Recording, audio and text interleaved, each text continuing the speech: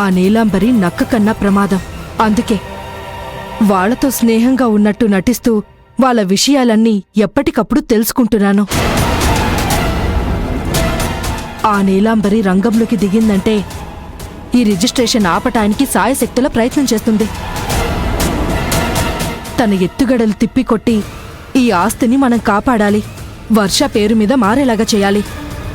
అమ్మా, నువ్వు నానమ్మకి కుడిభుజంగా నించున్నావు.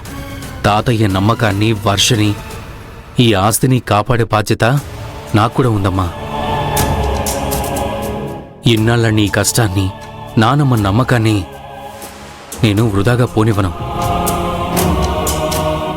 ఎవ్వరొచ్చినా సరే, ఎవరు అడ్డుపడినా సరే, నా వర్షకి చెందాల్సిన ఆస్తి తనకి దక్కేలా చేస్తానమ్మా. నీ సంగతి నాకు తెలుసురా, నువ్వు చేయగలవు. కాకపోతే కాస్త జాగ్రత్తగా పని పూర్తయ్యేలా చూడు. సరేనమ్మా, నేను చూసుకుంటాను. ఇంతకీ వర్షకి నీకు లవ్ స్టోరీ ఎంతవరకొచ్చింది? కాస్తైనా ముందుకు వెళ్ళిందా లేదా? మొహమేంట్రా అలా చిరాగ్గా పెట్టావు? నువ్వు నీ ప్రేమ గురించి చెప్తే వర్ష ఏమైనా కాదందా? ఆహా, అదేం కాదమ్మా. వర్షకి నా మీద మంచి అభిప్రాయం ఉంది. పైకి చెప్పలేకపోతుంది, కానీ నన్ను ప్రేమిస్తున్నట్టే అనిపిస్తుంది. అవునా?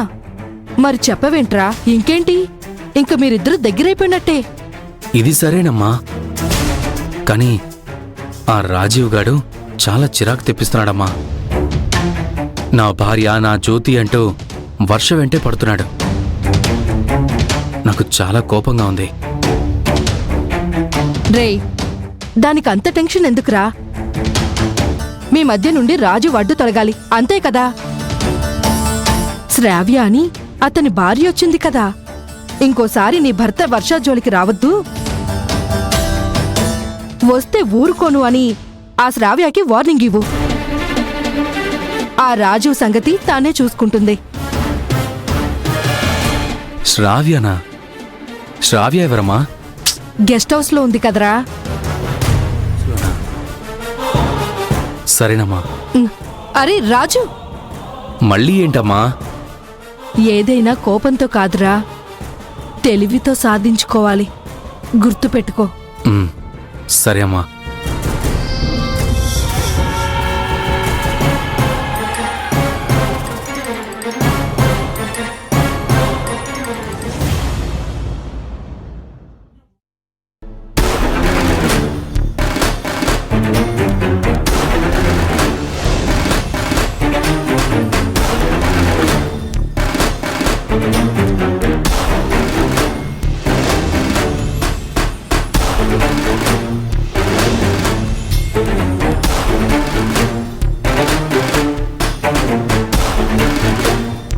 మళ్ళీ ఎందుకొచ్చారు? మీ కోపాన్ని నేను అర్థం చేసుకోగలను. ఇందాక నేను మరీ అంత ఆవేశంగా ప్రవర్తించి ఉండకూడదు. సారీ చెప్పాలని వచ్చాను.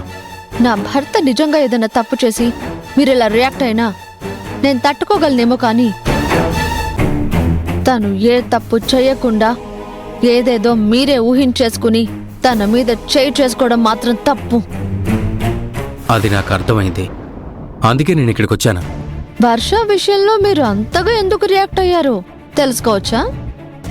మీ దగ్గర దాచడానికి ఏమీ లేదు, అందరికీ తెలిసిన విషయమే.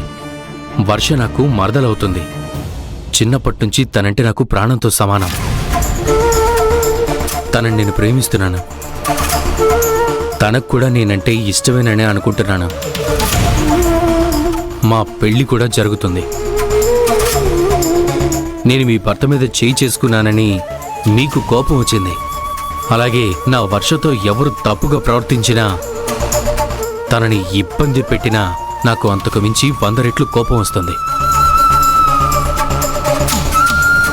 నిన్న వర్షాకి భోజనం పెట్టేటప్పుడు మాధవి అత్తయ్యకి ఎదురు తిరిగినప్పుడే నీకు తన మీద ఎంత ప్రేమ ఉందో గెస్ చేశాను. ఇప్పుడు నువ్వే నీ నోటితో చెప్పావు కాబట్టి నాకు హ్యాపీ.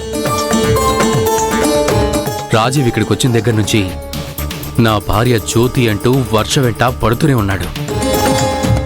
ఇదివరకు నేను 2-3 సార్లు వార్నింగ్ ఇచ్చినా కూడా